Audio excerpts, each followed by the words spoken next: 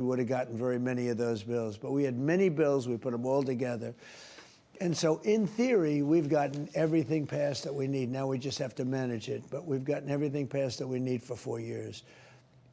Do we have other things in mind? Yeah, we do. We have things in mind. We have perfecting a little bit of what we did, because this is the biggest bill ever passed in the history of Congress.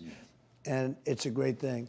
But we also have other bills we want to get. We want to get the Save America Act passed. Save America is on voting. We want people to have voter ID. We want people to have proof of citizenship.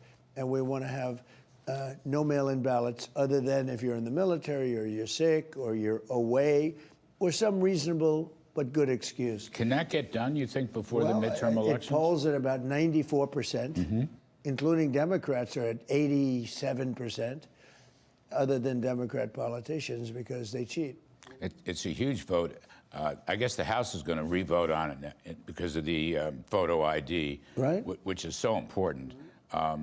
Actually, you need a photo ID to vote on the floor of the House, even though Democrats are opposed to a photo ID. That's right. They can't vote for their own bill. But think of it, Larry. So you have a thing called Save America Act.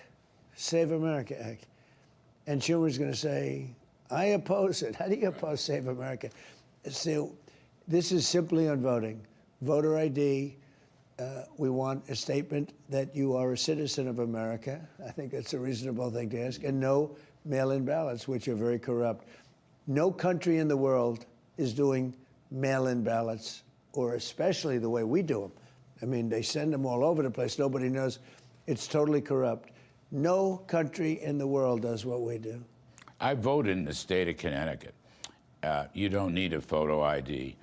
You can vote if you just show them a credit card or a debit card, which anybody can get their hands on. I think it's a scam. I mean, it's just remarkable. Connecticut is a very corrupt voting place. That's why a guy like Blumenthal can keep getting elected, because it's, you know, he admitted that he cheated on the war like nobody's ever cheated. He said he was a great war hero from Vietnam. And I went to Vietnam for a couple of days, and I spent 2 more days than he did there. You know, he was never there. And he keeps getting elected. Sort of amazing. It's amazing that he was able to get out of that one. But I bring it up because it was one of the most, maybe the most egregious I've ever seen. Anyway, let's come back to the economy, if I may. You had a line in your speech to Davos. I want to read it.